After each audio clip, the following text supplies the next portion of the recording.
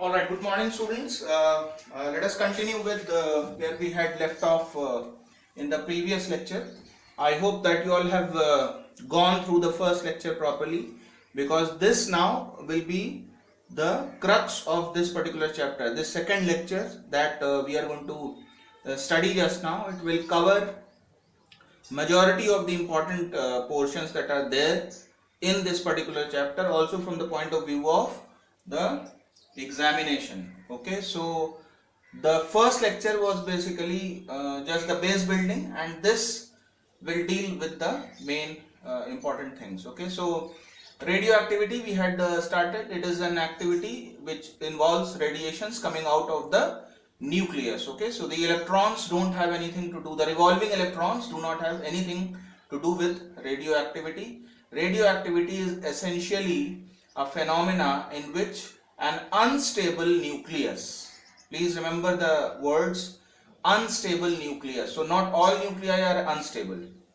some nucleus or some nuclei are unstable. Why are they unstable? Because of the high number of, or the high value of number of neutrons inside them. Okay, so in the last lecture we had also discussed n by p ratio. Okay, so for any given element we have to calculate, for any given atom we have to calculate n by p ratio, which is number of neutrons to number of protons ratio, and if it comes out to be much greater than 1, then generally the nucleus tends to move towards the instability arena. Okay, so now here the three particles that are emitted out of a nucleus, unstable nucleus, are alpha particles, beta particles, and then gamma particles. In fact, gamma, it won't be appropriate for us to say that gamma is a particle. Basically, we just have to write these are gamma rays. Okay, so we can simply write them as gamma rays, okay, or radiations simply. Now, there are some important points that you have to keep in mind about alpha, beta and gamma rays. Okay, now you see alpha particles, the first thing that you have to remember is they are positively charged. Now what are they exactly? I'll come down and explain you all this. Alpha particle is positively charged, beta particle will be negatively charged, because I told you beta particles, they are just a stream of electrons. Okay, you can imagine that a lot of electrons are flowing at a very rapid pace, so that constitutes the beta particles. Okay, and similarly gamma, these are also radiations, but they do not carry any charge, unlike in alpha and beta, where alpha is positively charged, beta is negatively charged, gamma is not charged. Okay, so these are uncharged particles or uncharged rays or radiations that are coming out of the nucleus. So these are basically just energy radiations. Okay, so gamma radiations or gamma rays are highly energetic radiations, energy radiations that are coming out. Okay, they have a number of effects also, so that we will study a little later. Now come to the second point. The second point is, now we have talked about the charges, plus, minus or no charge.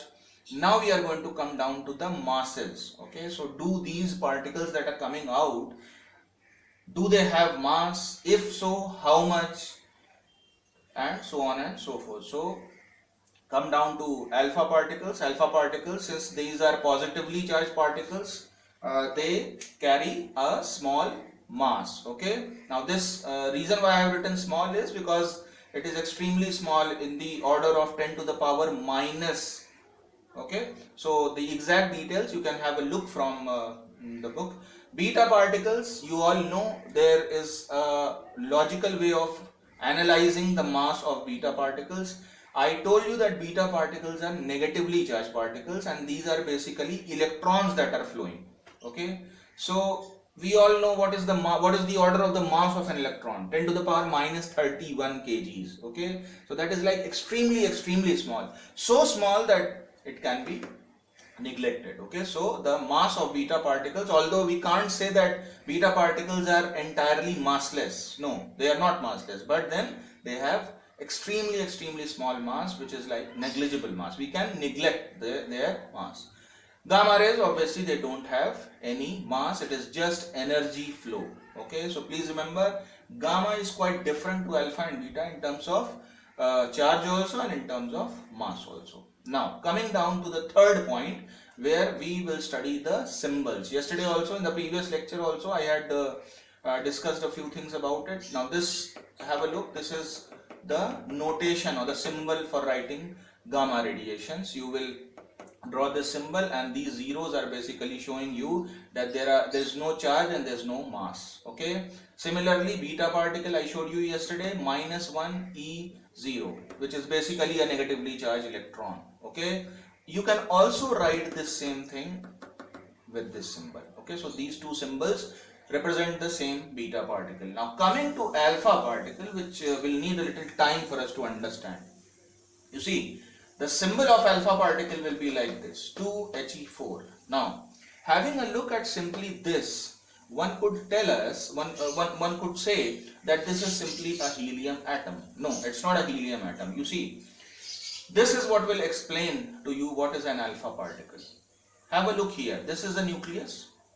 Okay, it has 2 protons and it has 2 neutrons. Okay, and you can also see that there is an orbit in which there are 2 electrons that are there. Okay, so if we consider this particular atom, forget about the name just now. If we consider this particular atom, it has 2 protons and it has 2 electrons. So atomic number becomes 2. Okay, similarly it has 2 neutrons also. So the mass number becomes 2 plus 2, which is 4. Okay, and we know that this 2He4 is a helium atom. Okay, please note that this 2He4 is a helium atom because there are electrons still revolving in their orbits. Okay, now suppose that these 2 electrons somehow get kicked off their orbits. Okay, they are asked to go out of their orbits, or they are provided so much energy that they just become excessively energetic and then they move out of the, or get lost, move out of the orbits. Okay, so loss of these 2 electrons will result in what? It will essentially result in this helium atom getting transformed into doubly ionized helium atom. Why doubly ionized? Because you all know in chemistry, you have studied this many times. Loss of 1 electron gives you a single positive charge.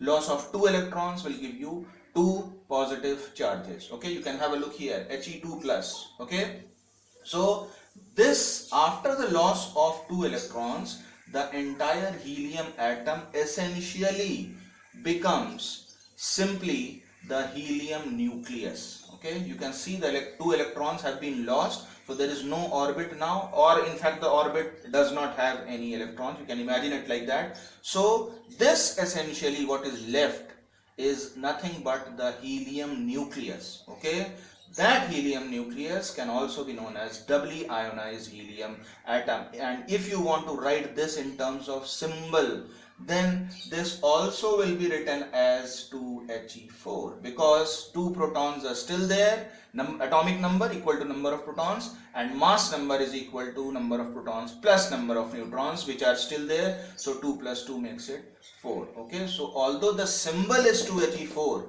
for an alpha particle the symbol is 2He4, but then this 2He4 is not the helium atom, it is the doubly charged or doubly ionized helium atom, or you can say that it is an ion. Okay, so this is what you have to remember. Okay, so these 3 symbols, once you remember them, only then can we go ahead on to the effects of these radiations coming out of any particular nucleus. Alright, so now let us move on quickly to some reactions, general reactions, and then we will pick up some particular reactions. Okay, so now have a look at this particular general reactions. Now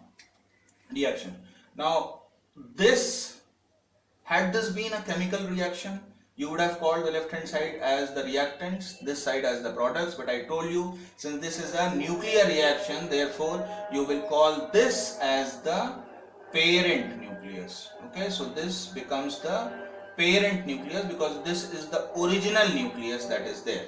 Okay, what particular nucleus, that we are not concerned with. Let that element symbol be X. Z is the atomic number and A is the mass number, and you can see that this particular nucleus is giving out what? It is giving out an alpha particle. Okay, so after giving out an alpha particle, how or what will be the kind of change that this nucleus will experience? Obviously, after giving out alpha particle, it will change into something else. It cannot remain as X, Z and A. Okay, it will change into something else. So what is that something else? I have put a question mark over here. Now I'll tell you the way of finding out what it will be. So supposing that the daughter nucleus, so obviously this will become the daughter nucleus. Okay, I have already told you the terms that are there. So this becomes the daughter nucleus. Now we do not know what will be the atomic number, what will be the mass number. So therefore I am making this, I am putting this as X and Y, because right now we don't know.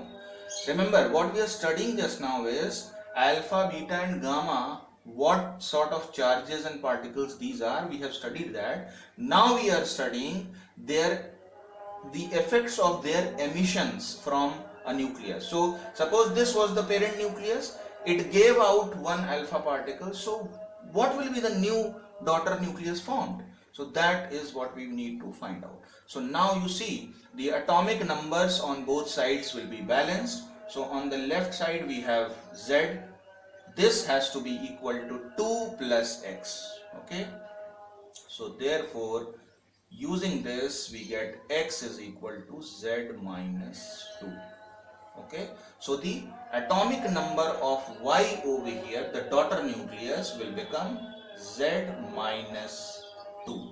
Okay, similarly, now you equate the atomic masses. So on the left hand side you have A equal to, on the right hand side you have 4 plus Y, because 4 is the atomic number here, mass number here, and Y is the number here. You do not get confused why I am writing 4 over here. It can be written here also, there is no problem. If you want, you can write this 4 here also. Okay, so that is also one way of writing it. So what will Y become? Y will become A minus 4. Okay, now I can remove this Y and put A minus 4 here. Okay, so essentially what you have to do is, after an emission of any of these particles, you just have to tally or equate the atomic numbers and the atomic masses on both sides. You will easily get the composition of the new nucleus formed or the daughter nucleus that is formed. Okay, now there is a general consensus also that we have to make. Since this was an alpha particle that came out, so now we can say that whenever an alpha particle comes out, what happens to the atomic number of the parent nucleus? It reduces by 2. What happens to the atomic mass of the parent nucleus? It reduces by 4. Okay, so since the atomic numbers and the mass numbers are no more same, they have changed by 2 and 4, therefore it can no longer remain the same nucleus. It will become a different nucleus, and hence it is represented not by an X now, but by a Y or a Z or whatever. Okay, so parent nucleus gives out a daughter nucleus with the emission of an alpha particle. Now we will move on to the emission of a beta particle. Okay, so here is the reaction. Again I have taken the same parent nucleus X. This time it is giving out a beta particle. As you can see, this is the symbol of the beta particle. So once again the daughter nucleus will be different. There will be a change in the original nucleus. So again I have taken a Y. Since we don't know the atomic number and the mass number, I have taken them as X and Y. Again equating, you have Z on the left hand side is equal to minus 1 plus X. Okay, therefore X becomes, this minus 1 goes to the left hand side, it becomes plus 1. Okay, so this time you can see that the atomic number has actually increased by 1. Okay, the earlier or the original atomic number was Z, now it has become Z plus 1 as a result of the emission of the beta particle. Okay, similarly, now equating the atomic masses, we have A is equal to 0 plus Y. Why 0 plus Y? Because the mass of an electron is negligible, so you have 0 plus Y, therefore Y becomes nothing but A. It remains A. Okay, so this Y can be erased. If you want, you can write it here also, no problem. So you have this will be A. Okay, so what will be what was the original atomic mass? It was A. What is the new atomic mass? It is still A. Okay, so emission of a beta particle does not cause any change in the atomic mass, but it increases the atomic number by 1.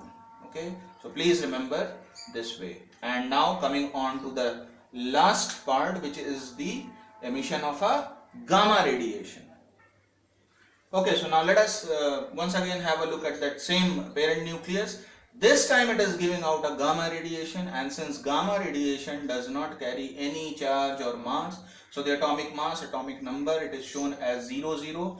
Therefore, obviously there is going to be no change in the atomic number or the atomic mass of the new nucleus. Now, the big question here is that if there is no change in the atomic number and the atomic mass, so then why are we calling this nucleus and this nucleus as two different nuclei? Why is this X and why is this Y if the atomic numbers and the mass numbers are same?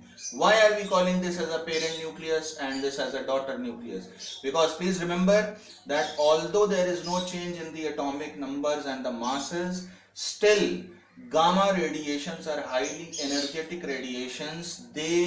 Whenever they come out, that means they are coming out with a lot of energy. So that energy is coming out of this nucleus. So therefore, the new nucleus that is formed has much lesser energy in comparison to the original parent nucleus. Okay, because that energy has gone out in the form of the gamma radiations. Okay, so that is why I am representing this with a new symbol, which is Y, although the atomic numbers and the mass numbers are same. So I hope you have understood this quite clearly. Now we are going to solve a few more questions.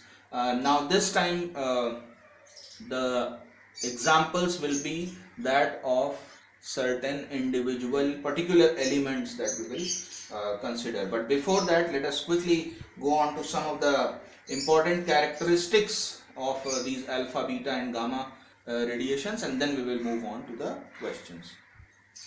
Okay, so very quickly, some important characteristic comparisons. Okay, characteristic comparisons, that means alpha, beta and gamma, again these three radiations, these are some. Now your book will mention maybe a little bit more than more number of factors over here, but what I am trying to cover over here is the one that is usually asked and the ones that are most important, which are, now these are actually the parameters on which we are testing these three radiations or these three particles. Okay, first is ionizing power. Okay, so when we consider ionizing power and compare alpha, beta and gamma, which one is going to have more ionizing power? Now for understanding that, we have to first understand the meaning of this particular term, which is ionizing power. Okay, so what is this ionizing power? So you see, whenever these radiations move along, they move along in some medium, and there are particles of the medium, very minute microscopic particles, or even of the size smaller than that. So whenever these particles or these rays are moving fast through those particles, they have an ability to knock out the electrons from their orbits. Okay, which electrons? The electrons of the particles or the atoms that are there in the surrounding environment. Okay, so how does one atom get ionized, by the way? Whenever it loses an electron, it gets a positive charge. Okay, so something like that. Now when alpha is traveling, when beta is traveling and when gamma is traveling, they will all tend to ionize the medium through which they are passing. Okay, so this ionizing effect is more where it is maximum in case of alpha, because you see there is a reason also. First you have a look here, alpha will have a maximum ionizing power, beta will have it slightly lesser, and gamma will have the least ionizing power, because ionizing power actually depends upon the number of interactions that these rays or these particles have when they are traveling in a particular medium. So the more they strike the atoms of the environment or the surrounding, the more ionizing they do. Okay, and what will ensure that there are maximum number of strikes?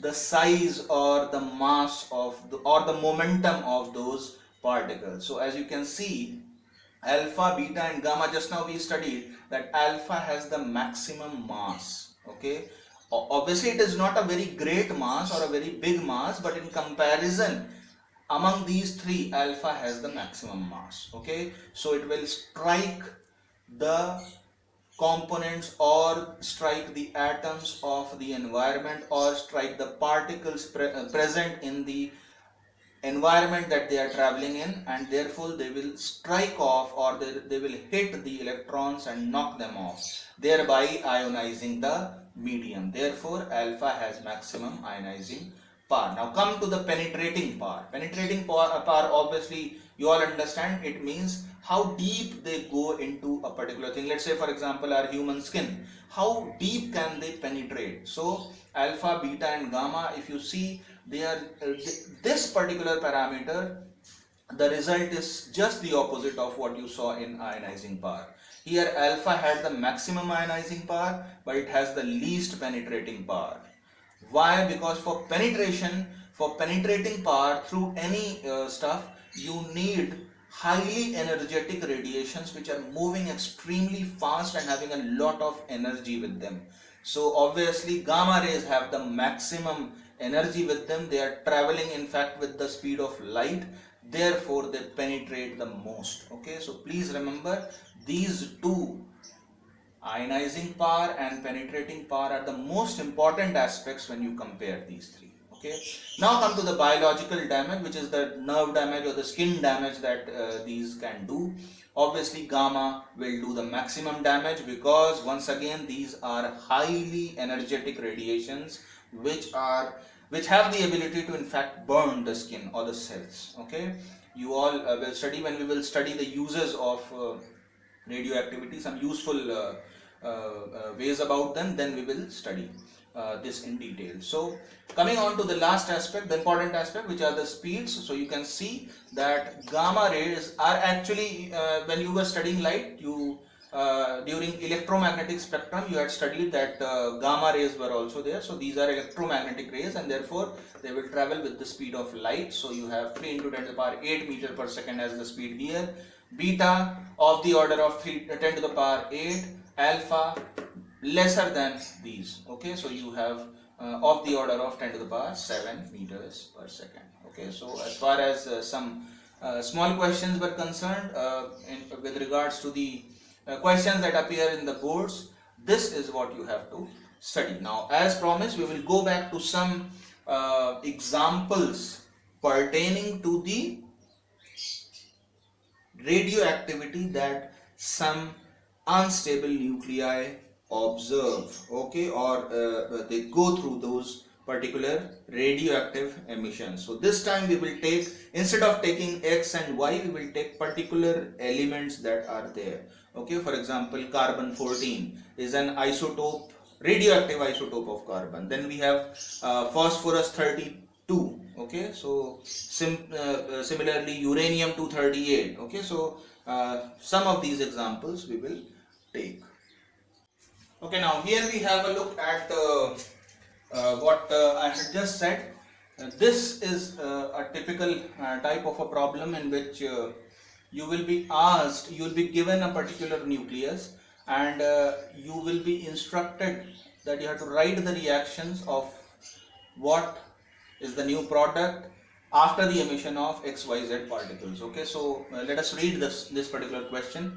An atomic nucleus A is composed of 84 protons and 128 neutrons. Okay, so let us first of all write our parent nucleus A, which comprises of 84 protons. So protons, number of protons is basically your Z, which is the atomic number, and number of neutrons they have given as 128.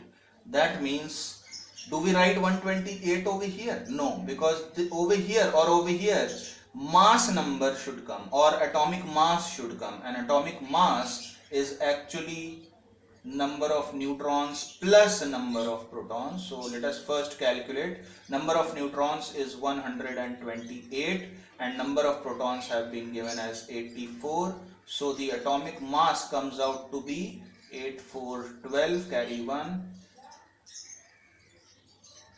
212. Okay, so I am going to just write 212 as the atomic mass. Okay, so now this is how the reaction will proceed. This work you do, you can do it as a part of the solution also. Okay, so now let us have a look as to what exactly is happening with this parent nucleus. It emits an alpha particle. So immediately we will write 2He4, that is getting emitted. Okay, so there will be a new nucleus that will be formed. So the question says, after emitting an alpha particle, it gets transformed into B. Okay, so the new daughter nucleus now is B. Okay, then what happens?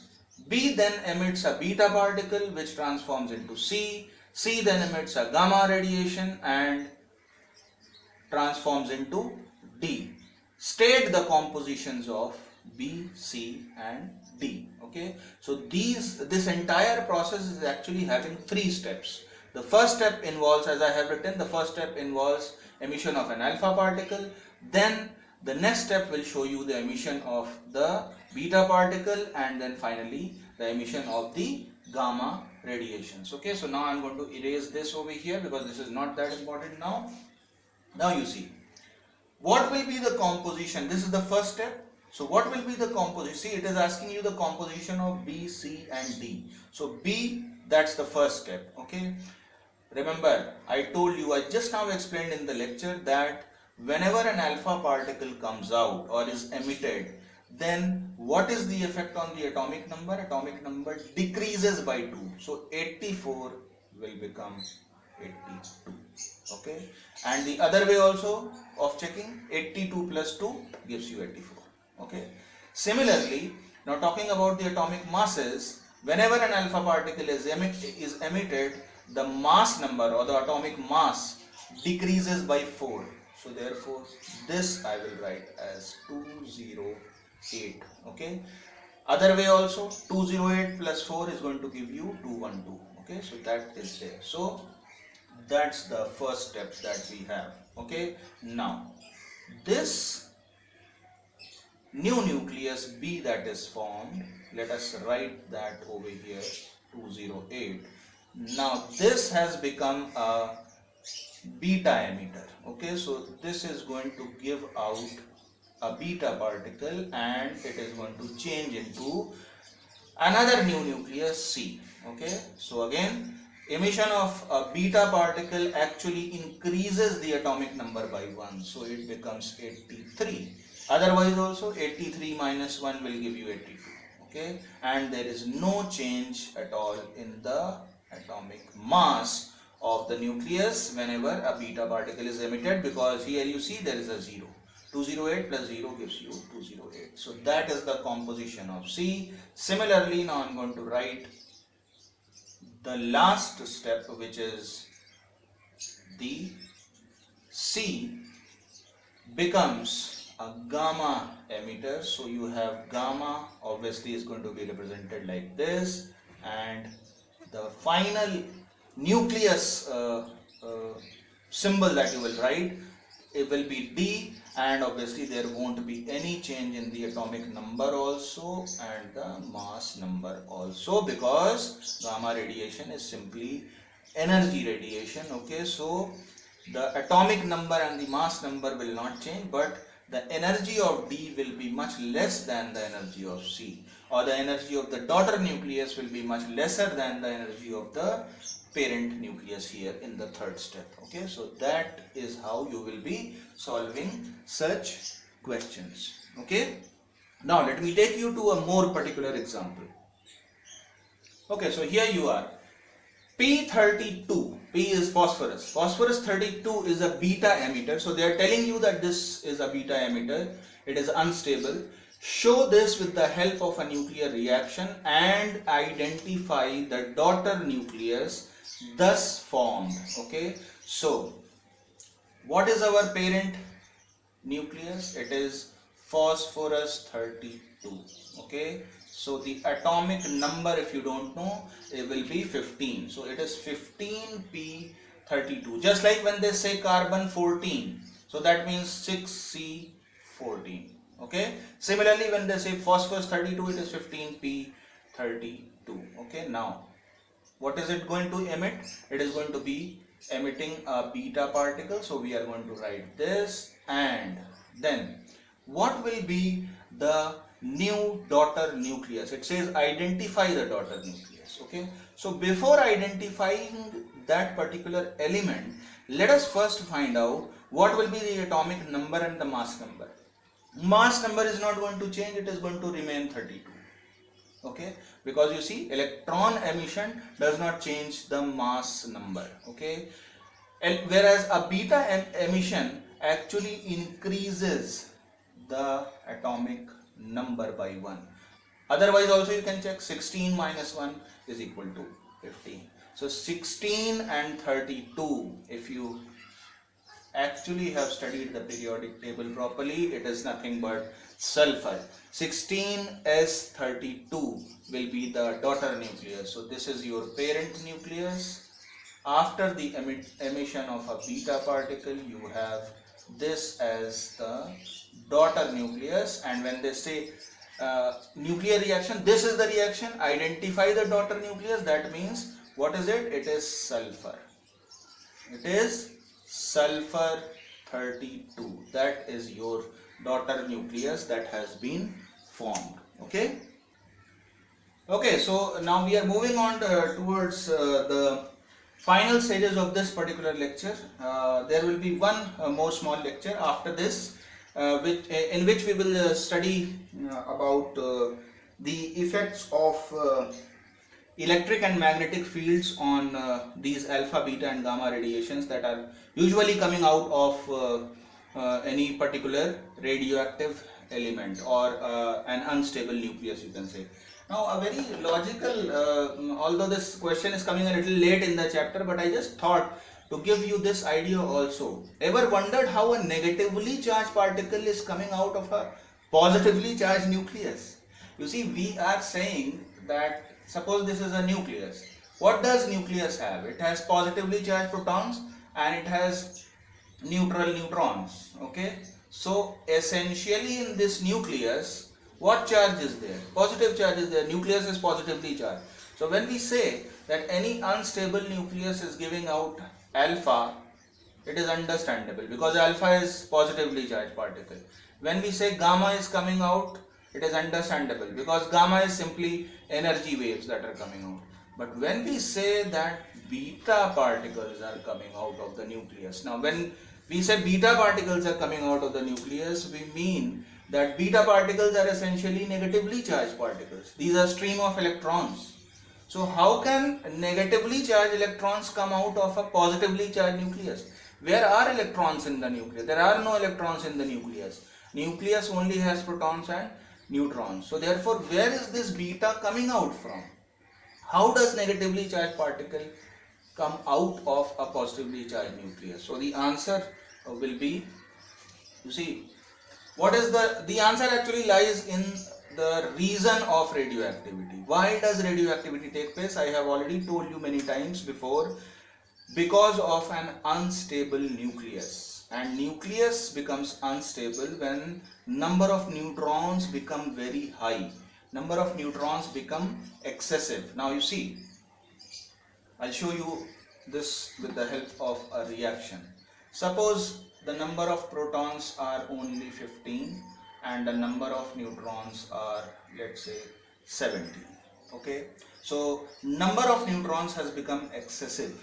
Okay, excessive in the sense, in comparison to protons, it has become more. So n by p ratio will also come out to be greater than 1, because 17 upon 15 will come out to be greater than 1. It so happens that the example that I am taking, this nucleus, this is a phosphorus 32 nucleus. The example that we did just now, phosphorus 32, it is a beta emitter. Remember, this nucleus will give out a beta particle. So from where? Now you see, an extra neutron that is there over here. In fact, there are two extra neutrons that are there. So 0 and 1 is the symbol of a neutron. This neutron breaks down into 1p1, which is a proton, and minus 1e0, which is an electron.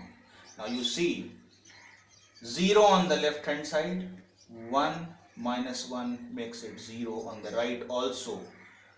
1 on the left hand side top, 1 plus 0 on the right hand side top also. So the atomic numbers as well as the mass numbers are same, if you can call it like that. Obviously these are, this 0 actually stands for no charge.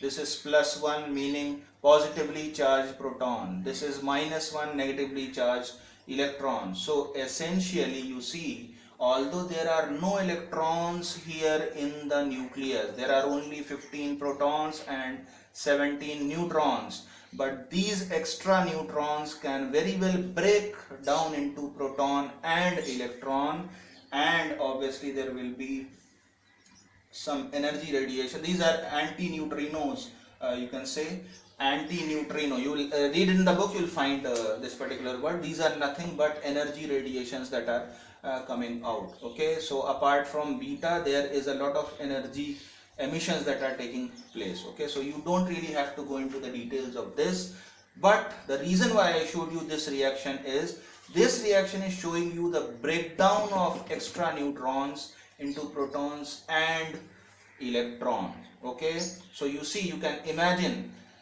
from 17 neutrons, now how many neutrons are remaining? 16 neutrons, because one neutron has broken down and given you one proton and one electron. Okay, so you see, then after this reaction takes place, this particular nucleus will change into something like this. Proton will become 16 in number, because you see there has been one addition of a proton. So 15 and this one extra neutron that comes makes it 16 neutrons, 16 protons. Number of neutrons earlier were 17, but one has broken down. So now we have 16 neutrons left. N and P, they become same. What about this that came out? This will come out of this nucleus in the form of a beta particle. Okay, so now I hope you have understood how exactly this negatively charged particle can come out of a nucleus. It is only after the breaking down of the excess neutrons. Okay, so now we have finally come to the fag end of this particular chapter. In the last lecture, I am going to discuss the electric and magnetic field effects on these rays that come out, and then we will also study some of the uses of radioactivity essentially. Okay, so we will finish up this chapter. I hope that you liked what we discussed. It was quite interesting as far as I am concerned. So you can now go through the entire lecture properly, understand these things, and then move on to some of the exercises that are given at the end of this particular chapter in the form of reactions also, and some theoretical questions also, some small questions that are there. Okay, natural and Induced radioactivity. Radioactivity is of two kinds. One is natural and one is artificial. Artificial part has been excluded from our syllabus. What is artificial is nuclear fission and fusion. Okay, so those things have been excluded. Natural radioactivity is something that you can't stop. It keeps on happening spontaneously. Yesterday we discussed that. So naturally occurring unstable nuclei, they keep giving out radiation. Okay, so that part we have studied. Now let us wait for the last lecture. After this I'll be giving you one more assignment to do, which will help you out in getting most things clarified. Thank you and have a nice day.